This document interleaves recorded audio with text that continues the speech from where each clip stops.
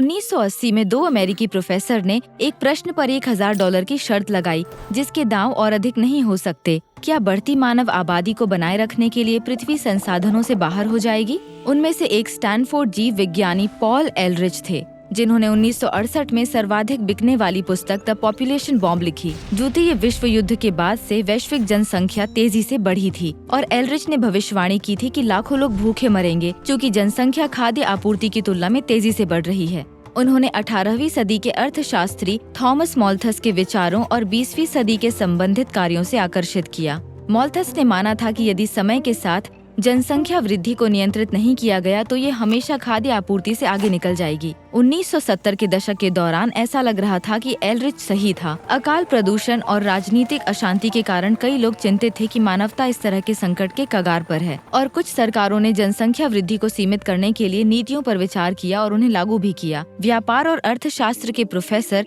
Julian Simon ने एलरिच के खिलाफ दांव लगाया था। उन्होंने दुनिया भर के ऐतिहासिक आंकड़ों का विश्लेषण किया और बढ़ती जनसंख्या और जीवन स्तर में कमी के बीच कोई संबंध नहीं पाया। वास्तव में उन्होंने इसके विपरीत पाया। उन्होंने तर्क किया कि एलरिच का काम और उनके पहले मॉल्थस का काम सैद्धांतिक गणनाओं पर आधारित था, जबकि वास्तविक दुनिया के आंकड़े कुछ और ही कहानी बयां करते हैं। लेकिन फिर वो खुद डेटा से विदा हो गया, दावा करते हुए कि मानव सरलता हमेशा घटते संसाधनों की भरपाई के लिए विकल्प खोजेगी। यदि ये आपको अत्यधिक आशावादी लगता है तो आप अकेले नहीं हैं। एलरिच और अन्य विशेषज्ञों ने साइमन के दावों को बेतुका पाया। जून 1980 में साइमन ने साइंस मैगजीन के लिए एक तीखा लेख लिखा, जिसने दोनों पुरुषों के बीच प्रकाशित लेखों की एक गर्म बहस को उकसाया। साइमन ने कहा कि उसे सालों पहले एलरिच के खिलाफ एक दांव लगाना चाहिए था, जब एलरिच ने कहा था इंग्लैंड वर्ष 2000 में नहीं रहेगा। उस वर्ष बाद में साइमन ने एलरिच को एक झूठा भविष्यद्वक्ता कहा और उसे एक शर्त के लिए चुनौती दी। उनके झगड़े ने इस बहस को छुआ कि पर्यावरण संरक्षण या आर्थिक विकास में से किसको प्राथमिकता दी जाए। अमेरिकी राष्ट्रपति पद की दौड़ में एक प्रमुख मुद्दा जिमी कार्टर और रोनाल्ड रीगन के बीच। कुछ बहस के बाद उन्होंने अंतिम शर्तें निर्धारित की। 5 धातुओं में से प्रत्येक की कीमत पर $200। यदि अगले दशक में धातु की कीमत घटती या स्थिर रहती, साइमन जीतता।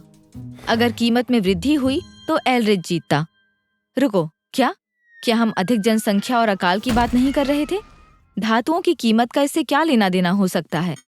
वास्तविकता ये है कि धातुओं की कीमत शायद सबसे अच्छा विकल्प नहीं रही होगी। कई कारक इन कीमतों को प्रभावित करते हैं जिनका अधिक जनसंख्या से कोई लेना देना नहीं है। लेकिन उनका तर्क इस प्रकार था, धातुएं परिमित प्राकृतिक संसाधन हैं जिनका उपयोग सभी प्रकार के निर्माण में होता है।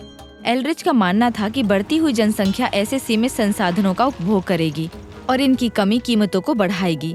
साइमन ने सोचा था कि मानवता धातुओं के विकल्प खोजेगी और कीमतें स्थिर रहेंगी या घटेंगी भी। तो क्या हुआ? अगले 10 वर्षों में विश्व जनसंख्या में वृद्धि जारी रही, लेकिन 5 धातुओं की कीमत घटी।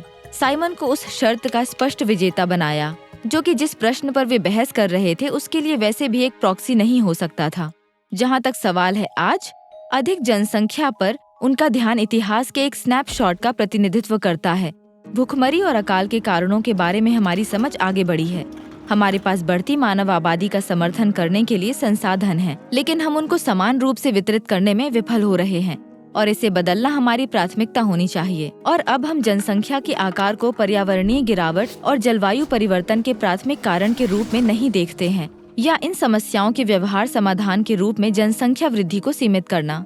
इसके बजाय विशेषज्ञ काफी हद तक इस बात से सहमत हैं कि हमारा ध्यान टिकाऊ प्रौद्योगिकियों और प्रथाओं को स्थायी तकनीकों के साथ बदलने पर होना चाहिए, और ये कि आर्थिक विकास और पर्यावरण संरक्षण में अंतर नहीं होना चाहिए। अक्टूबर 1990 में जूलियन साइमन को पॉल एलरिच से एक चेक मिला। कोई नोट नहीं था। दिलचस्प इतिहास, अंतरिक्ष के रोमांच, सर चकरा देने वाली फिलॉसफी, सवाल चाहे आपके शरीर के बारे में हो या अन्य किसी विषय पर, इस चैनल को सब्सक्राइब करें, हमारे साथ बने रहें और जिज्ञासु रहें।